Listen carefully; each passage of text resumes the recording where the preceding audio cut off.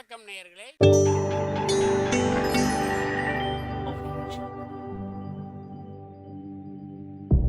மகிழ்ச்சிக்கோர் தென்கட்சி என்ற அலைவரிசையில்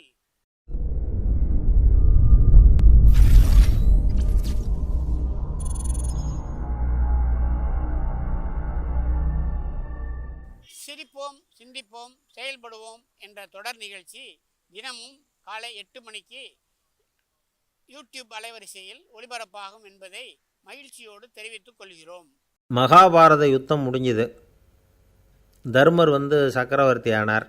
பீஷ்மர் யுத்த பூமியில் அம்பு படுக்கையில் படுத்து கிடக்கிறார். உயிரை விட போகிறார்.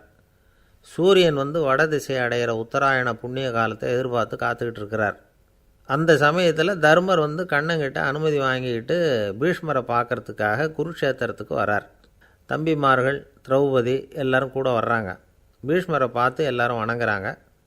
யுதிஷ்டர் பீஷ்மர்கிட்ட வர்ணம், ஆசிரமம், மக்கள் கடமை, அரசருடைய கடமை, இது மாதிரி விஷயங்களை பற்றி நிறைய கேள்விகள்லாம் கேட்குறார். அவர் ஒவ்வொன்றா கேட்டுக்கிட்டு இருக்கிறார். பீஷ்மரும் அதுக்கு தகுந்த பதில் சொல்லிகிட்டு இருக்கிறார். இப்படி பீஷ்மர் யுதிஷ்டருக்கு தர்மோபதேசம் செஞ்சுக்கிட்டு இருக்கிறப்போ திரௌபதிக்கு சிரிப்பு வந்துட்டு தான். கழுக்குன்னு அந்த அம்மா சிரிச்சுட்டாங்க. அந்த சத்தத்தை கேட்ட பீஷ்மர் தர்மோபதேசத்தை பாதியில் நிறுத்தினார். திரௌபதியை பார்த்தார். மகளே, ஏம்மா சிரிச்சேன்னு கேட்டார். என்னை மன்னிச்சுருங்க பிதாமகரே, ஏதோ தெரியாமல் சிரிச்சுட்டேன்னாங்க அவங்க. குழந்தாய், உன்னை மாதிரி உள்ள உத்தம பெண்கள் காரணம் இல்லாமல் பலர் முன்னிலையில் இப்படி சிரிக்க மாட்டாங்க. வெக்கப்படாமல் விஷயத்தை சொல்லுன்னார் அவர். திரௌபதிக்கு கண் கலங்க ஆரம்பிச்சிட்டுது. சுவாமி, நீங்கள் இப்போ இவ்வளவு தர்மோபதேசம் பண்ணிகிட்டு இருக்கிறீங்க, இதை பார்க்குறப்ப எனக்கு திடீர்னு ஒரு சந்தேகம் வந்துட்டுது.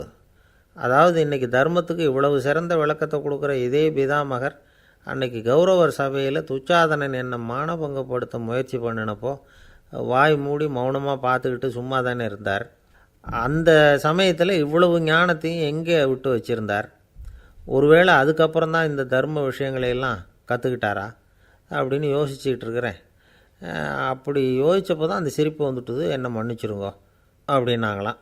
பிதாமகர் இதுக்கு அமைதியாக பதில் சொல்ல ஆரம்பித்தார். குழந்தாய், உன்னோட கேள்வி நியாயமானது தான்.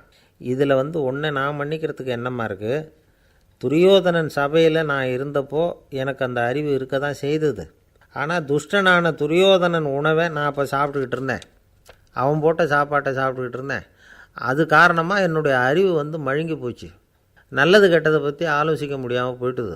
தீயவர்கள் போடுற சாப்பாட்டை சாப்பிட்டா சாப்பிட்றவனுடைய மனமும் உடம்பும் கெட்டு போடும் அப்படின்னு சாஸ்திரம்லாம் சொல்லுது.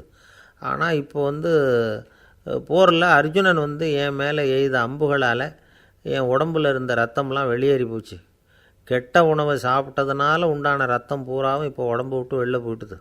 அதனால் என் புத்தியும் தெளிஞ்சுட்டுது. அதனால தான் இப்போ இந்த அளவுக்கு தர்மத்தின் தத்துவங்களை சரியாக எடுத்து சொல்ல முடிஞ்சுது அப்படின்னாராம் பீஷ்மர்.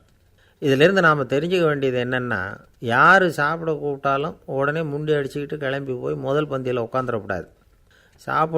கூப்பிட்றவங்க எப்படிப்பட்டவங்க, நல்லவங்களா கெட்டவங்களா அப்படின்லாம் யோசித்து பார்க்கணுமா.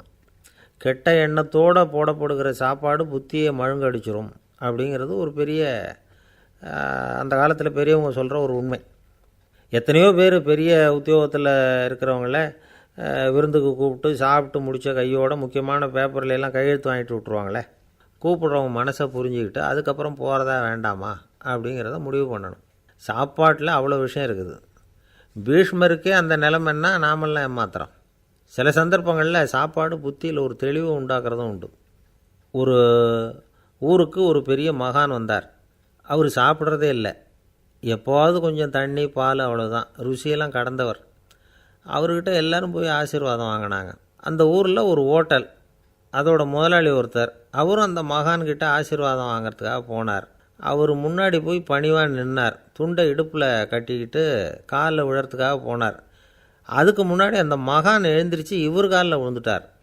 ஹோட்டல் முதலாளி பதறி போயிட்டார். சுவாமி, என்ன இது அபச்சாரம், நீங்கள் தான் என்ன ஆசீர்வாதம் பண்ணணும்னார்.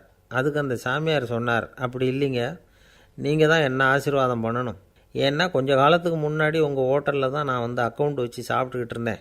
இன்றைக்கி நான் ருசியெல்லாம் கடந்து வெறுத்து ஞானியாக போகிறதுக்கு நீங்கள் தான் காரணம், உங்கள் சாப்பாடு தான் காரணம் அப்படின்னாராம்.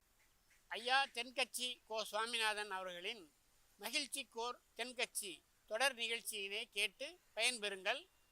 நிகழ்ச்சியினை பிடித்திருந்தால் உங்களுக்கு கமெண்ட் பாக்ஸில் உங்கள் கமெண்ட்டுகளை பதிவு செய்யுங்கள், ஷேர் செய்யுங்கள், லைக் செய்யுங்கள், கண்டிப்பாக சப்ஸ்கிரைப் செய்யுங்கள்.